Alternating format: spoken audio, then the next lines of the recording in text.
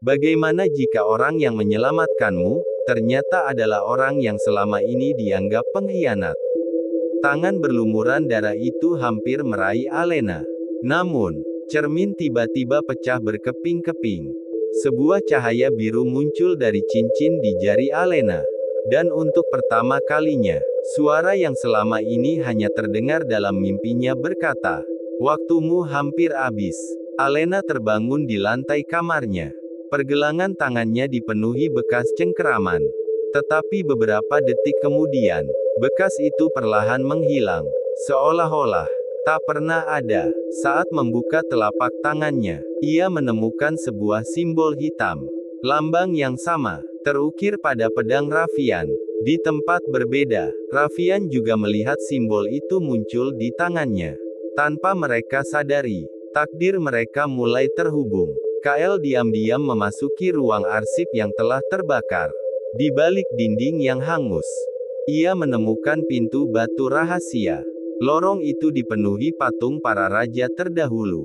Di ujung lorong, ada sebuah ruangan yang terkunci selama puluhan tahun. Saat pintunya terbuka, Kael menemukan lukisan keluarga kerajaan. Namun, satu wajah telah dicoret dengan sengaja. Di bawah lukisan itu tertulis, "Pewaris yang dihapus dari sejarah." Malam berikutnya, pria bertopeng kembali muncul. Ia tidak menyerang Alena. Sebaliknya, ia menyerahkan sebuah kalung tua. Saat Alena menyentuhnya, kilasan masa lalu kembali muncul. Ia melihat Putri Aurelia. Di sampingnya berdiri pria bertopeng itu. Tanpa topeng, ia mengenakan seragam pengawal kerajaan. Aurelia tersenyum kepadanya. Artinya, pria itu pernah menjadi orang yang paling dipercaya Aurelia. Namun, mengapa kini ia bersembunyi? Pedang Raffian kembali berbicara. Jika putri telah bangkit, maka perang akan dimulai lagi. Raffian menolak mempercayainya. Tetapi cahaya biru dari pedang menunjukkan sebuah peta. Peta itu mengarah ke hutan terlarang.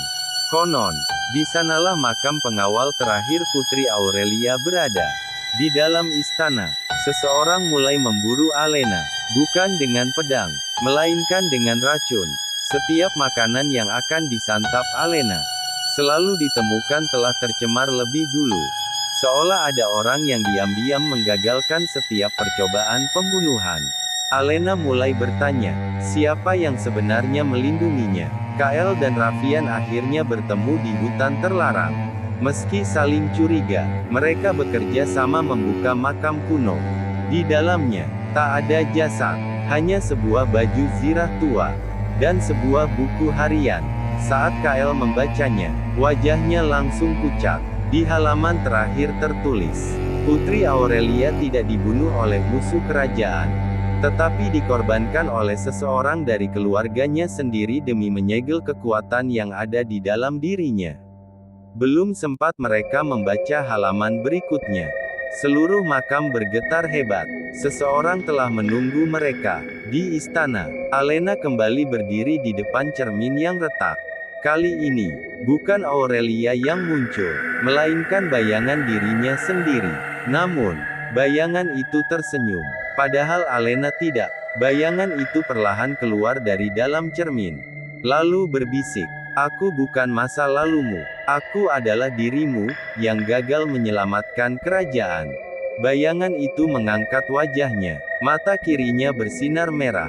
Lalu berkata dengan suara dingin, "Asteris. Dan kali ini, aku akan membunuh semua orang sebelum mereka mengkhianatimu lagi." Alena membeku. Di belakang bayangan itu, muncul sosok pria bertopeng. Ia perlahan melepas topengnya. Ternyata, wajahnya sangat mirip dengan Raffian.